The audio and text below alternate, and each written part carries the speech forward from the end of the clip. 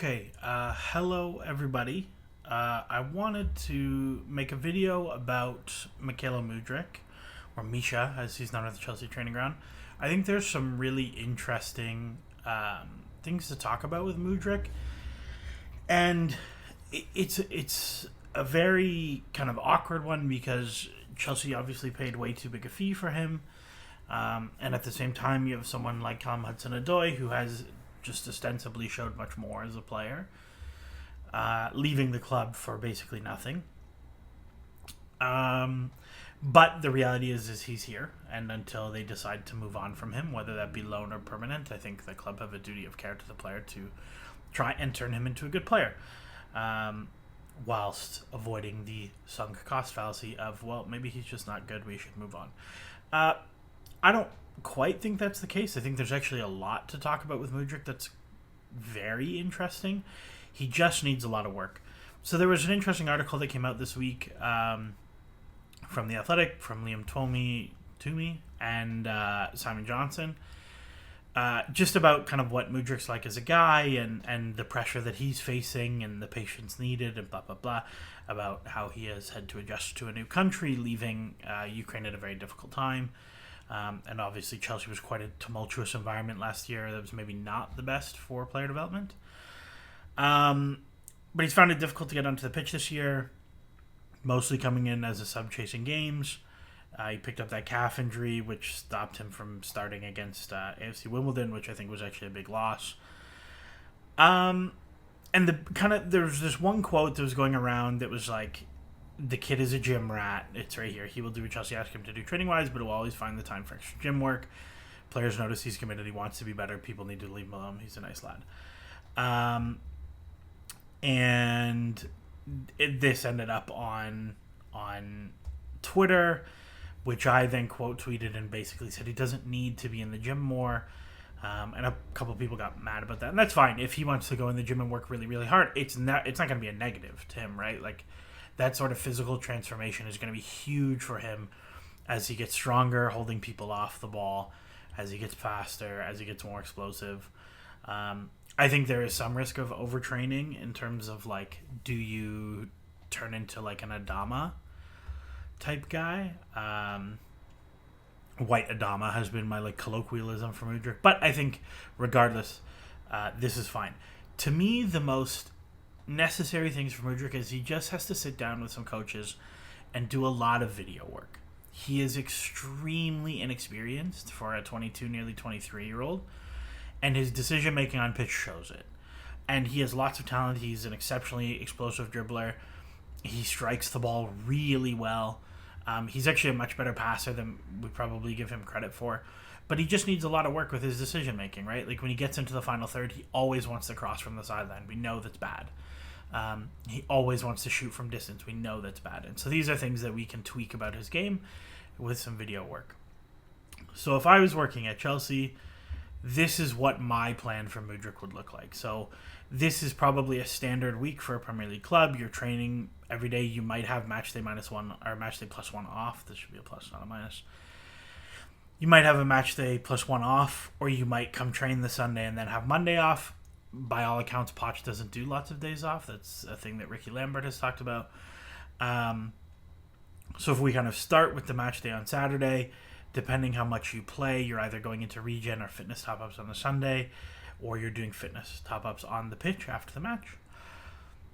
The real individual development plan, or IDP work, starts Sunday after the match. So if they played on the Saturday, a coach is giving them a small pack of video, very small, like we're talking maybe 8-10 clips tops, just to provoke thinking from the player. So whatever the topic you want to think about that week, for example, Mudryk, we'll talk about some topics that are relevant, and I'll show some clips.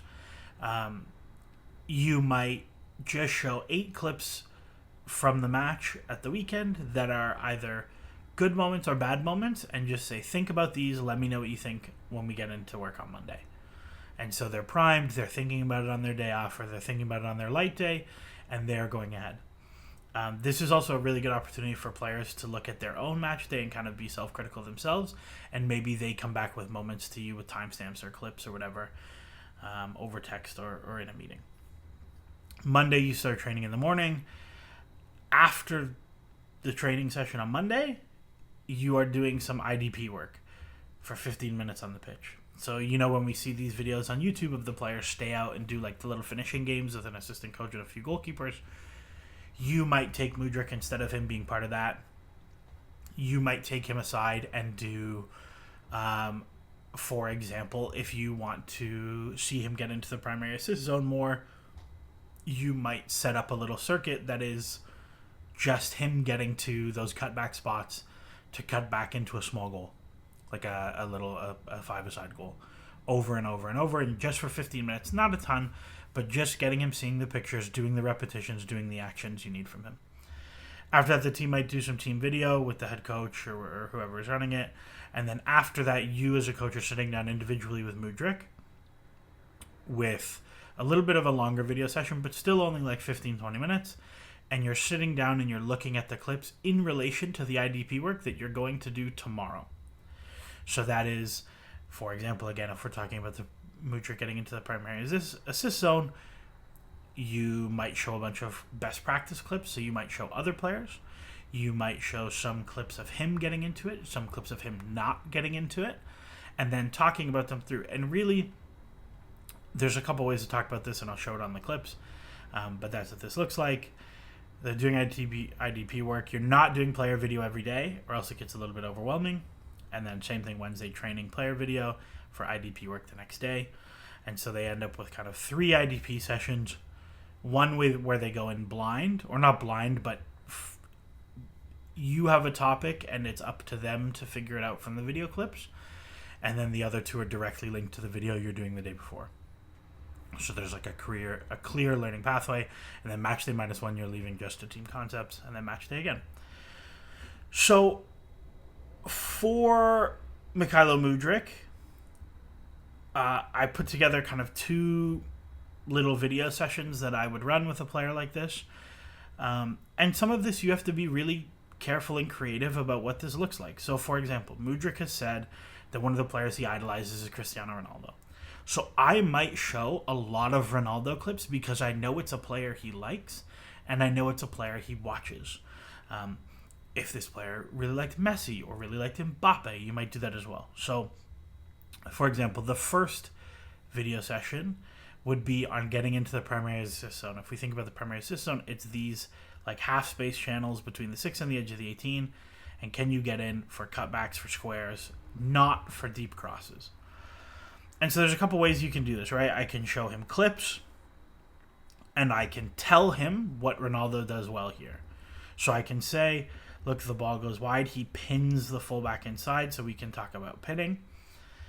As the ball goes wide, he makes the blindside run with good timing and then is looking to fizz it across the face early before the defense gets that. So I can tell him those things, right? That's one option. We call that command. That's a word you'll hear in coaching circles sometimes. The next clip is him turning a 1v1 into another 1v1 instead of coming around because there's no off the front movements. Another thing you can do is question and answer. So I can ask Mudryk, okay, what do you think Ronaldo does well in this clip? And as he kind of gets towards the right answer, you can ask the right question. So I might say, okay, what do you think about Ronaldo choosing to go end line versus choosing to play around? And he might say, well, I think it's great. He shows confidence to take a one-on-one. And I'm like, sure. And I go, what do you think he's perceiving about choosing to go 1v1 versus choosing to play around? And maybe he talks about, the defender's body shape. He has help inside. We don't really have like a good link. We'd have to go all the way around. So it's a good moment to go 1v1. And you're like, okay, great. And so you can play through the clip and you can ask questions to try and probe that he recognizes the behavior here that you want is that he gets to the end line to cross to cut back to square and not to cut outside to shoot from distance, right? Because that's the behavior you want to evoke. So it's all about the questions you're asking to get him here. Okay. The next one it's actually quite similar. It's a question and answer, but you can talk about something called guided discovery. So normally guided discovery will be in a session where we set up the exercises in a way that the behavior you want is emergent. so that the idea of him getting into the primary assist zone comes out naturally from the game. But you can do this with video as well, right? So you can show all these clips, and you might use all of these techniques in one video session. You might use only one, you might use two. And again, some of these Mudryk will be more comfortable with, or will like or dislike more than others. And again, you have to be mindful that he's an English second language person, so how do you manage that? You might show him all these clips of Ronaldo getting into the secondary assist zone, and you might show him all of them and say, okay, what do you notice is the common theme about all of these?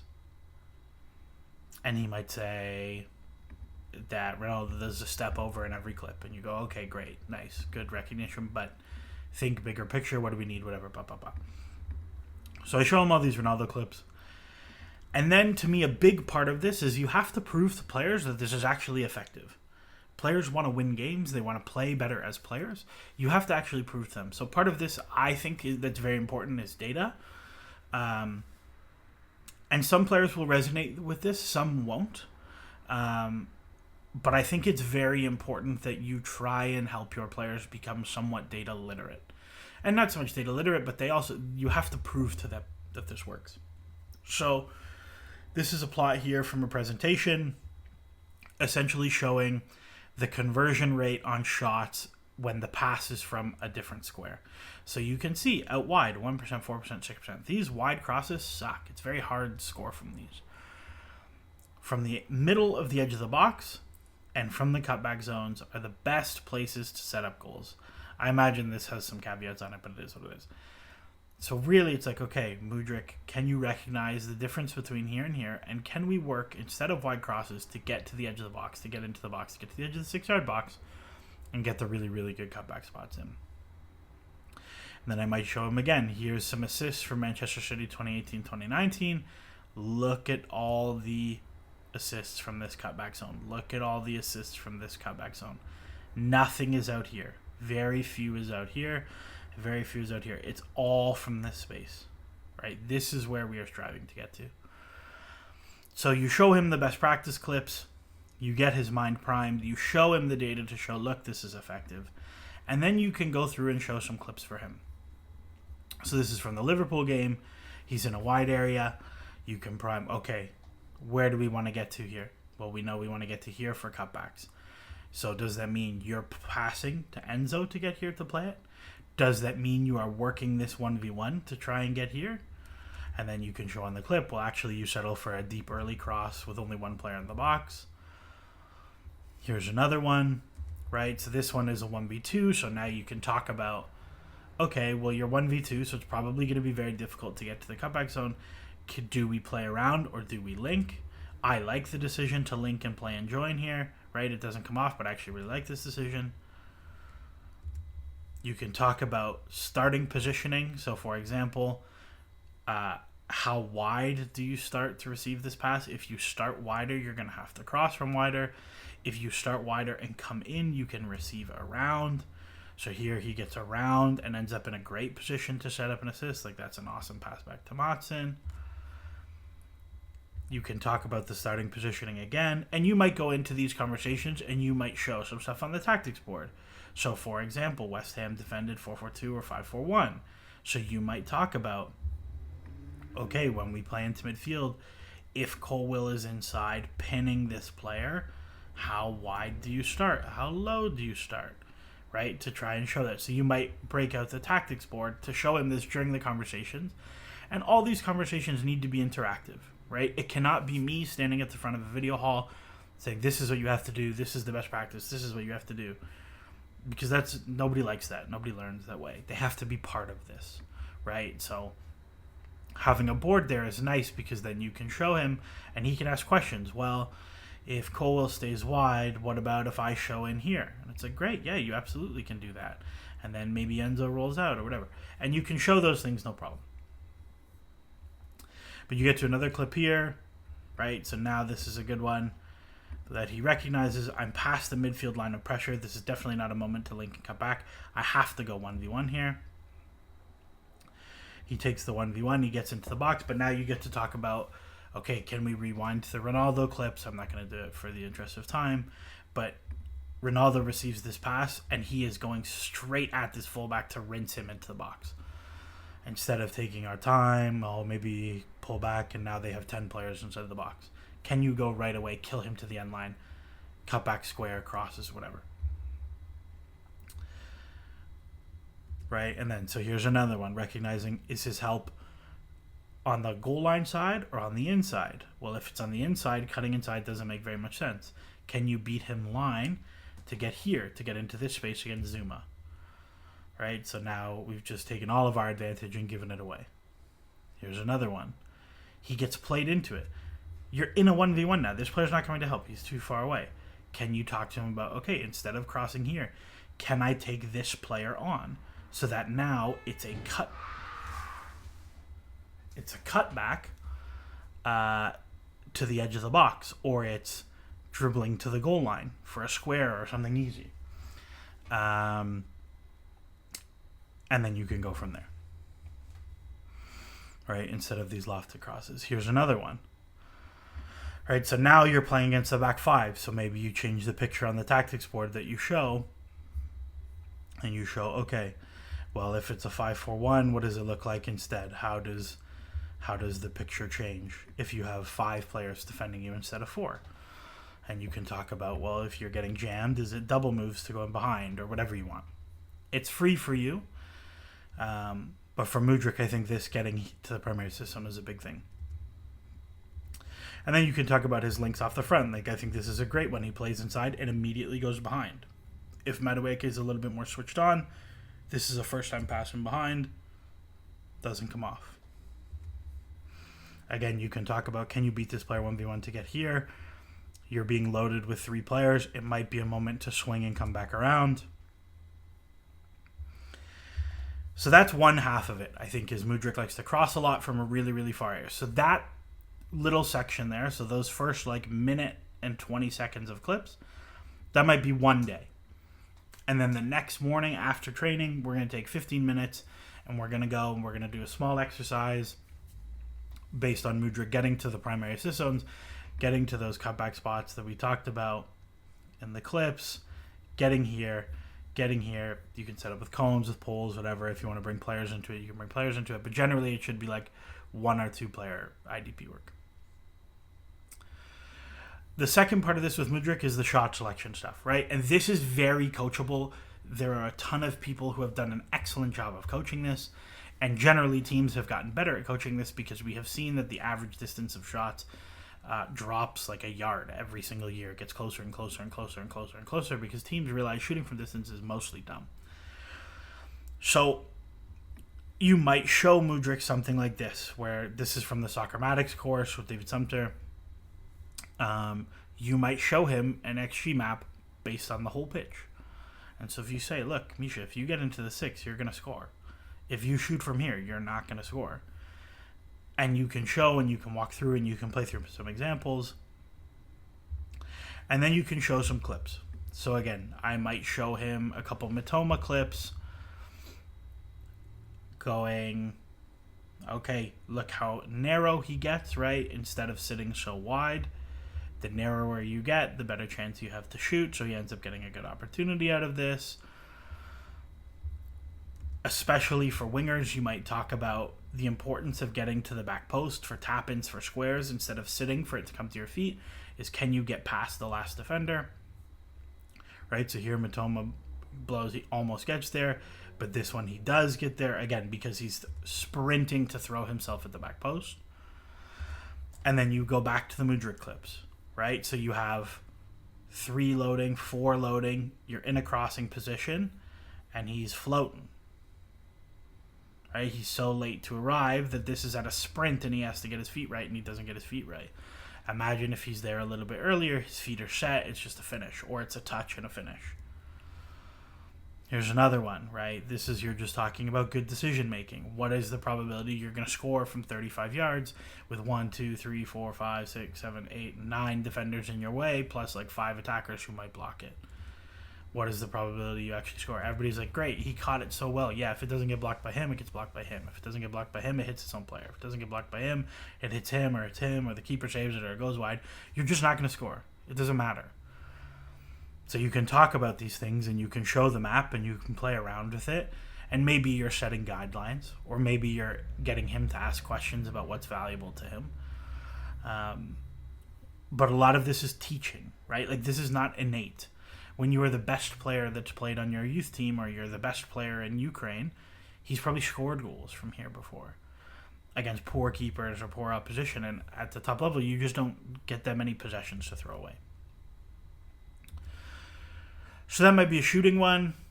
And then you can talk about some movement stuff, right? Like, if this is another thing that I would talk about Mudryk, is that he's so fast. He needs to learn to use his movement in behind much more. So, for example, like, Mbappe is excellent at this, and Mbappe is such a good player. Like, everybody knows who he is. This is maybe a good one to show players. So you can talk about, like, as the winger, you come inside on the back shoulder of the center back, and as soon as his gaze or attention drifts to the ball, you make your move. So, like, as soon as his head turns to the ball, this guy's lost. So you're free to get him behind. Keeper makes a great save. Soon as you have time and space with someone facing forward, can you make a depth run? Right? Like, this is his first thought immediately. And Mudryk is just as fast as Mbappe. He can absolutely do the same thing. Here's another one. He lays the pass off. Tchouameni has time and space facing forward. So can I get behind the back line? Right? This is a great little double move and flick. And then you could also talk about stuff like this, where, like, okay, you're pinned on the sideline. Instead of getting this to feet, can I drag the fullback and then spin behind? So watch Mbappe's movement here. Right? Shows feet, brings the fullback, spins behind. And this is something we never see from Mudryk, and he's totally capable of it. Right? Just show feet, rewind again, show feet, boom, I'm gone. And so then maybe I show him with the tactics board again, and I go, look, Colwell's in possession. You have someone goes out, pressure comes, they lock inside, the wing back is helping, whatever, fine. Jackson's pinning. You have these players here. So you show feet, the wing back's going to jam you, but now you spin, and now you're in behind however you want, right? And you can show him these things with video, and you can set it up on the training ground to show them this. And this is all it is, right? Like, this is 2.5 minutes of clips. This whole video is probably going to be 20 minutes. And that's 2 little video sessions with him, right? That's 2 little video sessions with him. And you can do this every week. And if this is someone who is dedicated to going to the gym on their own, so much so that they're going to gyms outside of Cobham on their own because they want to lift, this is someone who's going to have no issue doing 10 minutes extra video with you 3 times a week. This is not someone who's going to have any issue with taking 15 minutes extra on the training ground to work on stuff. And this, I think, is going to be like a big next wave in player development where clubs are going to hire loads of IDP people, individual development plan people, to work with their players. Because this is, the reality is that football is not an extremely time-demanding job on a training day for players. They come to the training ground for 2 hours, they have a couple meals, they watch some video, and they go home. It's not crazy. Adding 15, 20 minutes here is very, very doable every day. And I think it's a really, really huge benefit to their development. I think Burnley have already actually hired a load of people to do stuff like this. So that's what I would do with Mykhailo Mudryk. Again, to rewind back to the calendar. Video with the player, IDP work the next day, 3 times a week. You can talk about things. You get them invested in their own development. And again, they should be, right? Because if they develop and play better, they get paid more. And they score more goals. And they win things. And that's what really matters to them. So that's my thoughts. Let me know what you think. We'll see where Mudryk goes from here. But I hope it works out.